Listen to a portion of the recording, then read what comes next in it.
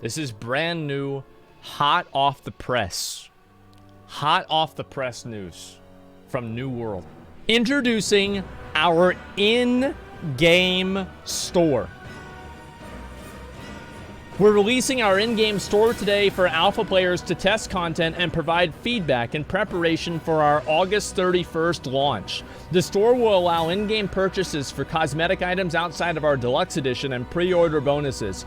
We've received a lot of feedback already, and we believe that it's important to make the store visible now for players to experience and test directly. A lot of feedback? Yeah, they're basically the feedback that they watched was 10 Asmongold Reacts videos. Items in the store during alpha will be purely cosmetic and provide no gameplay advantages. Okay. As the game evolves, we may add new categories to the store based off of our players' desires. We may make mistakes, which is why we're testing and engaging with our community to solicit feedback. The alpha store test will include an example skin, emote, and dyes. Okay, so these are not the exact items we will sell whenever we're live, just to give you an idea of the type and flavor, okay? Give no advantage. I also want to look at this first line, okay? This is Amazon, okay? Do you remember this is Amazon? Items in the store during alpha. During alpha. During alpha will be purely cosmetic. You see that? That doesn't mean that they will be purely cosmetic all the time, just during alpha. They thought they were gonna get a little quick one on us, huh? They got the play a little bit of games on me, huh? A little fucking trick me a little bit, huh? Like, many people don't have their guard up. They're not ready. So these people just get in like the quick little whoop, whoop, whoop. And that's what fucking happens. Yeah, it's sneaky. We think it's important to share the goals behind our store design so players can understand our intent to establish a foundation for open dialogue on this topic. Oh, come on. Why? What do you mean? It's to make money. Our plan for having an in-game store is to create an outlet for players who find enough value in store items that they're happy to purchase them. Oh, thank you, God. I thought that it was wow. I thought it was to sell things that were bad. You know, I was worried that they were going to intentionally make them bad. So this is actually bad because things that give you an advantage give you more value. The advantage is value. So to the problem, if the solution and the goal to the store is to create items that people see value in, people are going to see more value in items that give them more value.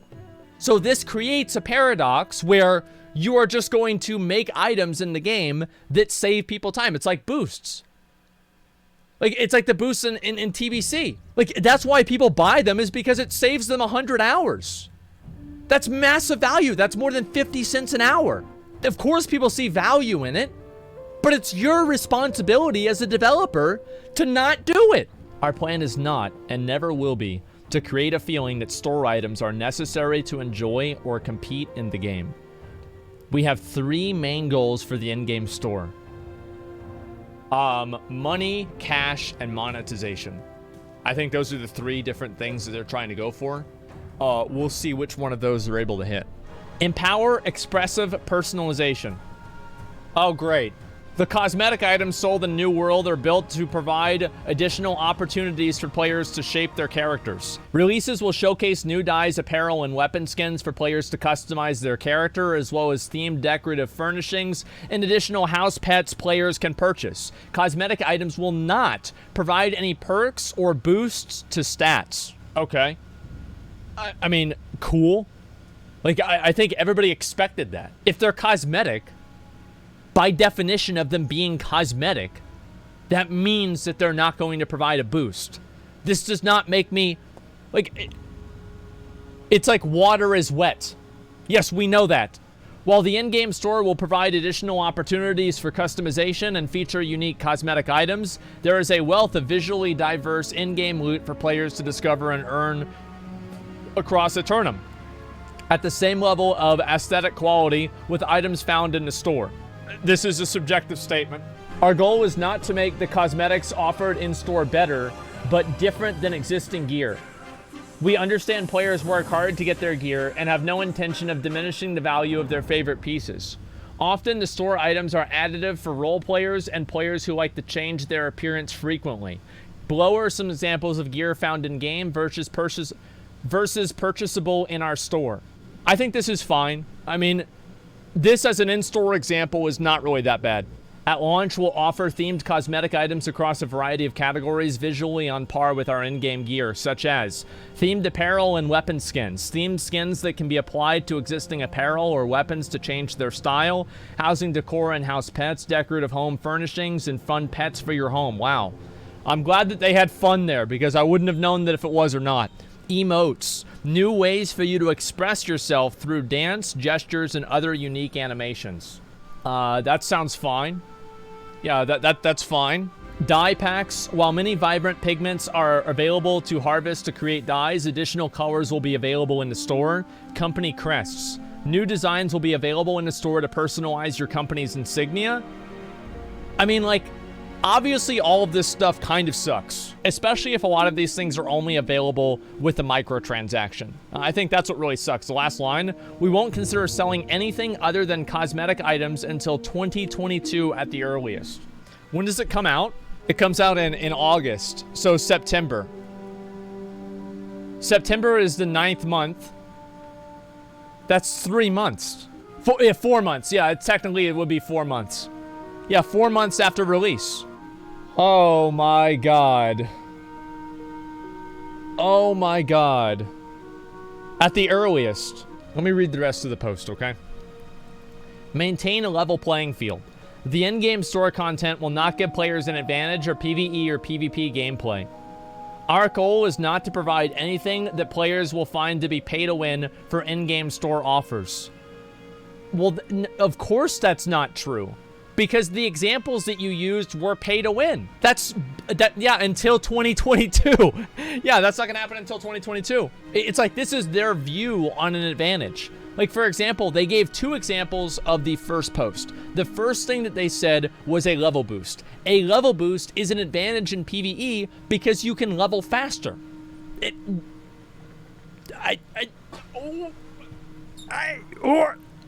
know what I mean? How? Because you have to do something that somebody else doesn't have to. Because they paid real money and you didn't. Their time that they invest in the game yields a higher reward and a higher outcome based off of their level because of money that they put in the game. Our goal is not to provide anything that players find to be pay to win for in-game store offers. No items in the store will give players instant lifts to their overall gear score, experience points, or impact territory control. Well, yeah, because you said you were selling rested experience. Like, you literally, you already said you're giving instant. Yeah, look at this. Like, I hate this, man. I hate this because they make you think, they think that you're stupid. Like, I really, really want to play the game. I really do. But I'm just so torn because of this stuff, man. No item in the store is a gate to experiencing game mechanics. Players should never feel as if they had to spend additional money to experience New World once they purchase the game, as the price you pay at launch lets you play the entire released game. That's good. Embrace veterans and welcome new arrivals. Okay, here we go. While a tournament will be full of veteran players, we anticipate new players landing on its shores for years to come. Well after launch, we will consider ideas for items that influence mechanics like rested experience, both through the store and in-game. This will allow late-to-the-game players entering a tournament to catch up at a pace most comfortable with them and to fight alongside their friends in in-game content while not creating a pay-to-win environment. The more players that are able to experience in-game content and participate in in-game modes, the healthier the game experience will be. The timing on when to release any sort of boost would depend on player sentiment, feedback, and how we see new players progressing through the game well after launch. It's 4 months later. If we decide to implement these types of items, they will be obtainable through in-game methods. They will also be obtainable through in-game methods. Okay, looking ahead. Heading towards launch, we are excited to test the functionality of our store. I bet you are. And receive feedback on the items sold within it from our alpha community. Data from the alpha test, as well as the feedback from the testers themselves, will be studied closely and tuning will be done to the store and content as we prepare for launch. The launch of New World is just the start. We plan to continuously ship game updates with new content drops for years to come, and we hope you'll join us on the Shores of a tournament on August 31st. Thanks again for all your help and support. Okay, so it just makes me not want to play the game. Like, that's the truth. It makes me not want to play the game. Like, I want to play it on launch. I do. But, like, I don't know. It just... Watch the new Sir Medieval video about it. Let me just go ahead and pull that out. I spoke with the Amazon Game Studios about New World Part 1, Cash Shop, microtransactions, and the infamous Battle Pass. All right. Here we go.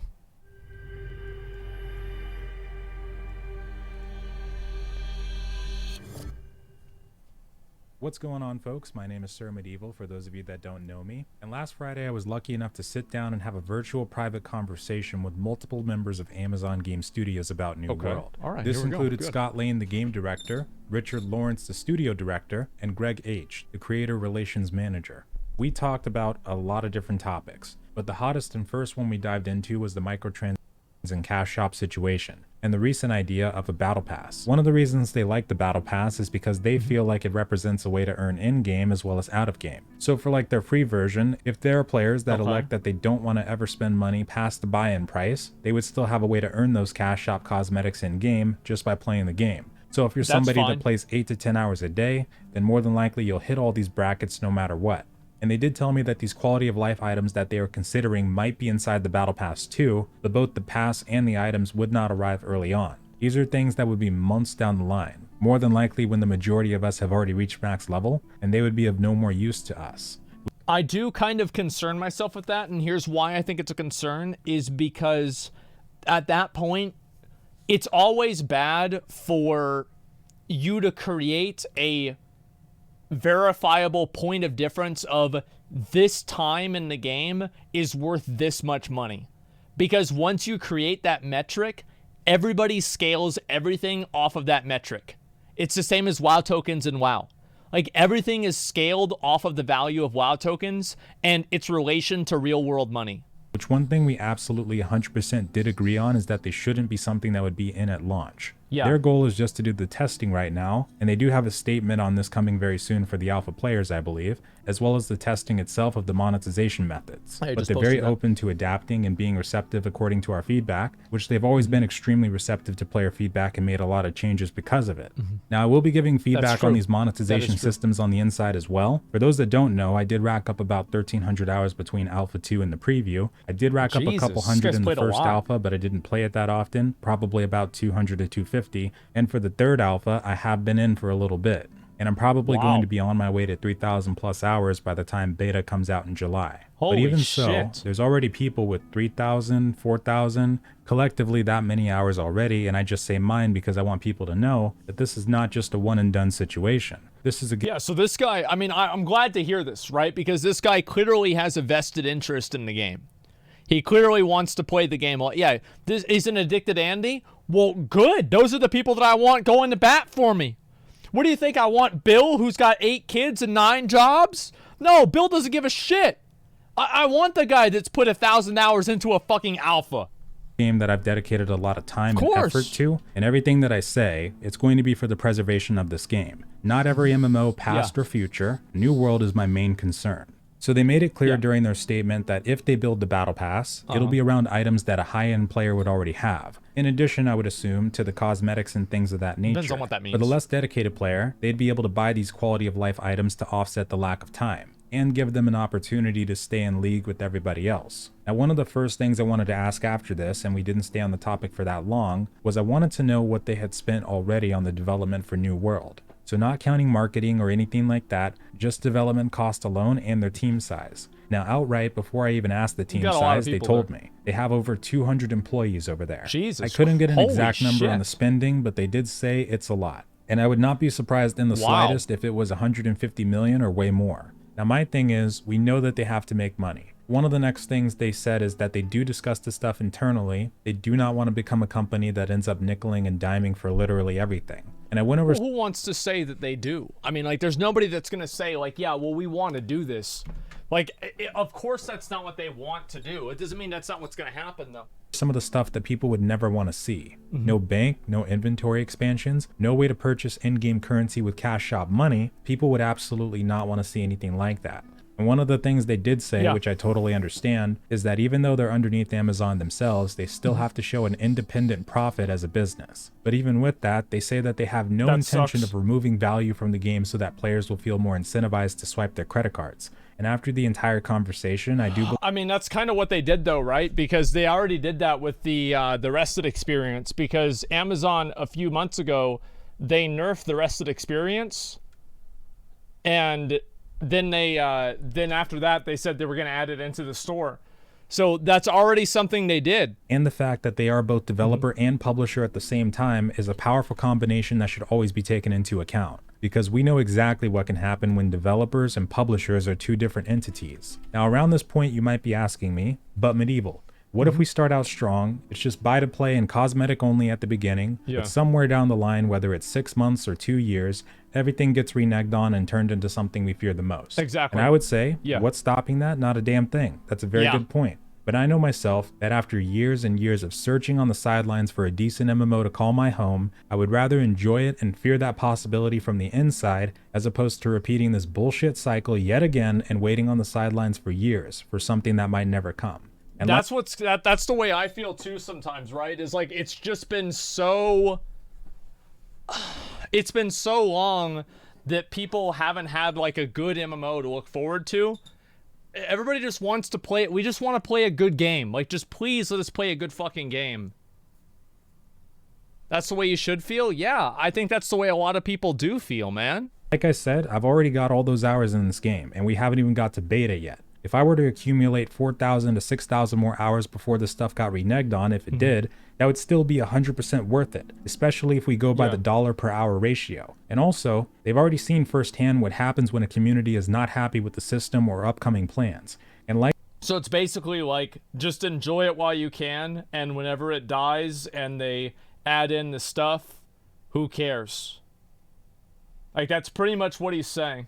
Like they did say in the conversation, it would definitely be in their best interest to not screw over the consumer, and this part's my words, because in the future if it did get worse, well then everybody would start to fight up all over again. Yeah. But all in all, they did acknowledge the concern.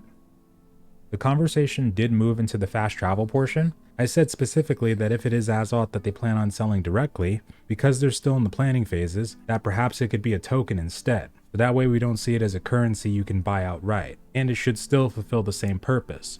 Something I did not mention but I should definitely add is that if any of these utility or quality of life items were to stick, they should not be tradable or sellable in the auction house. But their response to the Azoth part is that they've been making changes to the game, and I'm sure many players can attest to this. Compared to previous iterations, Azoth is not really something that you have a lack of. So ideally a high-end player or someone that plays a decent amount would not necessarily... Azoth was like a resource that you would use to fast travel and also craft certain things. It's pretty much what it is. Necessarily care about these consumables that give Azoth if they were actually introduced. But they also say that this is not a guaranteed thing. They don't know if casual players will need assistance with gaining Azoth over time over the course of their playthrough, but they want to have some ideas or at least be ready by the time these things come around. And that was also when they confirmed that the fast travel thing is not set in stone. It could end up being a potion that would give us Azoth outright, or it might be something as a modifier to increase the amount we get normally. Or their original thought pertained to just allowing us to purchase faster recalls,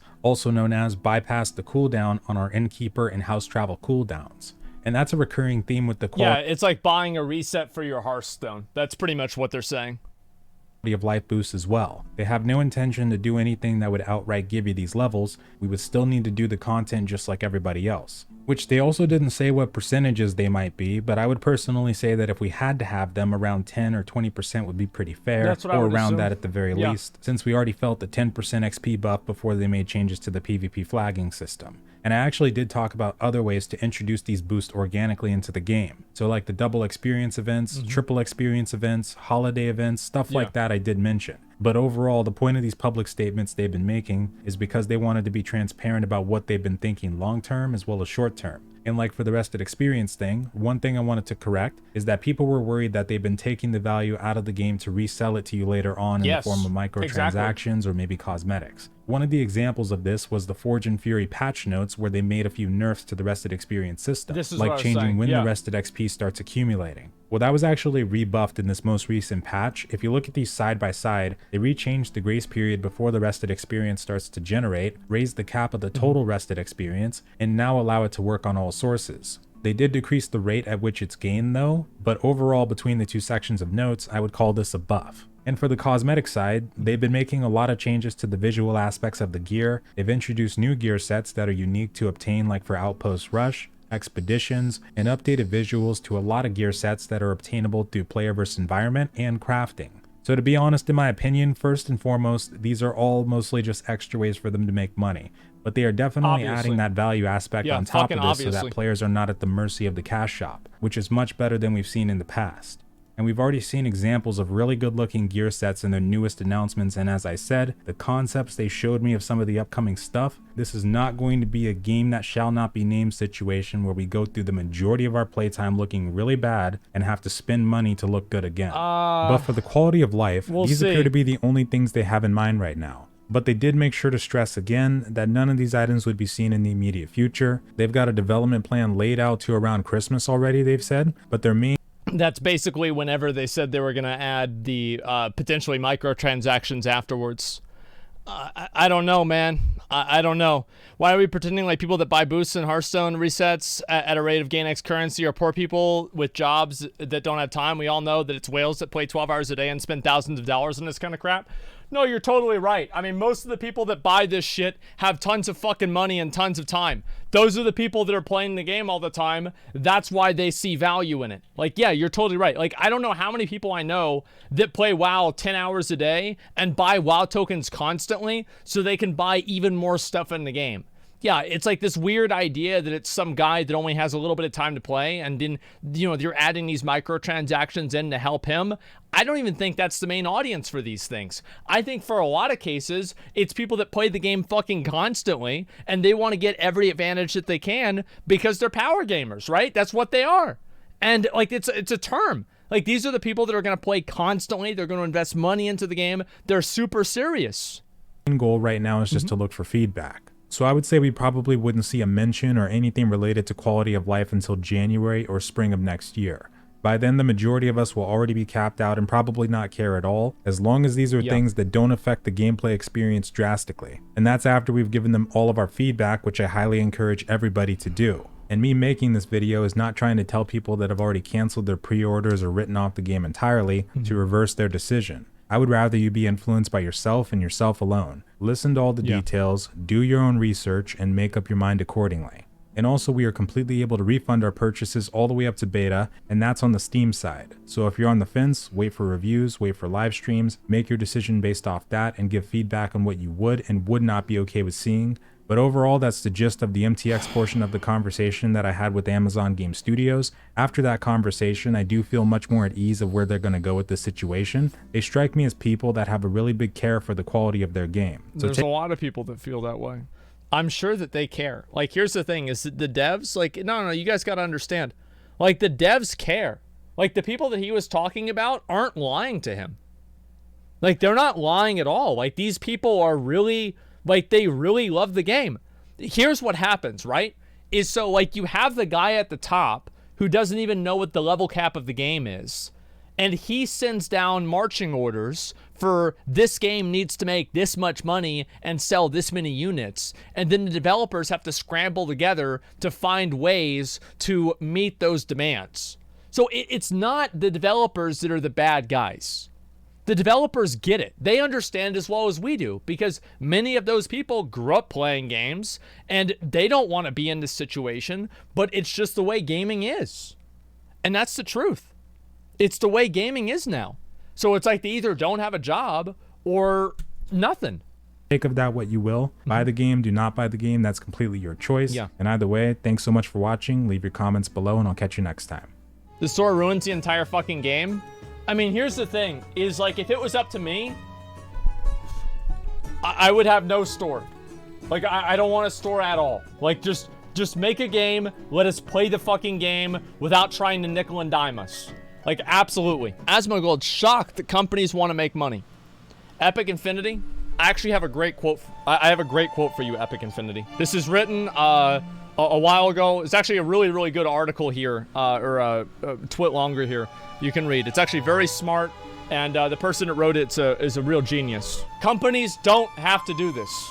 The misguided understanding of fiduciary responsibility in the gaming community has led thousands of people down the path of wrongfully rationalizing these consumer unfriendly practices as they have to make their shareholders happy or it's a business, they need to make money. If a company has to make as much money as possible, why are games priced at $40 instead of $45? They'd make more money at $45, wouldn't they? Even a fool could tell you this isn't the case because less people would buy the game the more expensive it is. People spend more money on something they find more value in, and the more expensive something is, the less people will buy it. Now, let me tell you that this idea does not exist as a single data point, but as an entire spectrum. The projected value of an item is diminished when its integrity is compromised. This isn't felt in a quarterly earnings report, but over the years of lessened interest until it's too late and the game is condemned to managed decline. Don't ask me how I know this. If I knew every single other person would boycott a video game if it had microtransactions in it, I would do it too.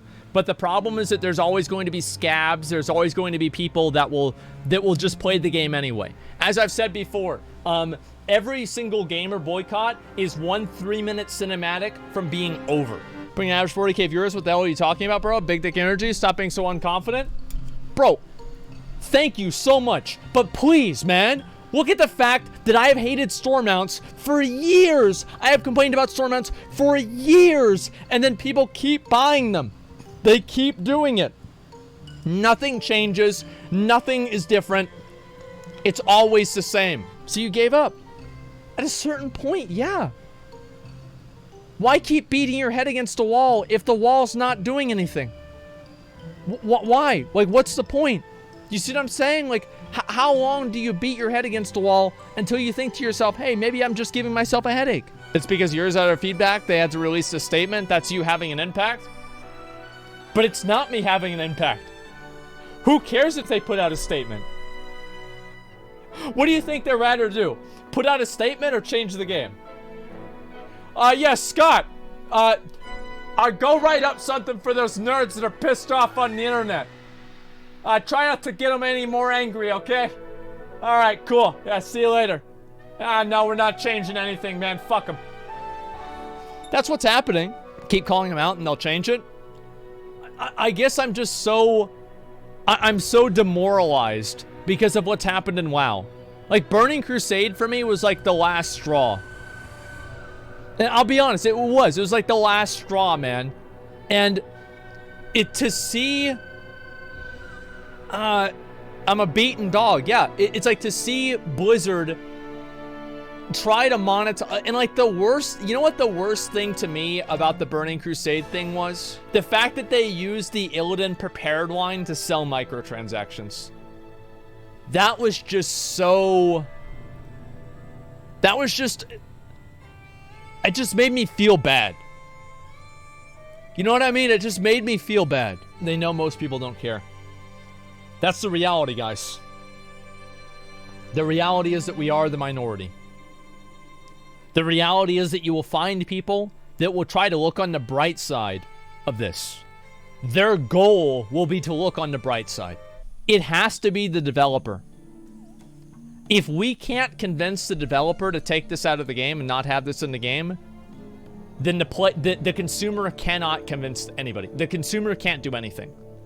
Because for every one person, for every one of us, there's like 50 of the other people that'll just happily buy it and not think anything of it. And even some of those people that happily buy it and don't think anything of it think that we are stupid. Not only are they okay with buying microtransactions, but they think the people who aren't okay with it are stupid. So that's the issue. It's not just, yeah, you need to convince the director. Yeah, these are the people that like, it's the same with TBC, right? Like, you can't You can't make people not buy the boost. You can't make people not buy the storm mount. They don't care. It has to be the developer. The developer is the arbiter of integrity. The developer defines the integrity of the game. The players will always, they will always sneak and fucking go to the lowest level. And I know the worst part is like nobody else even cares about this. Like nobody else even cares. Nobody gives a shit.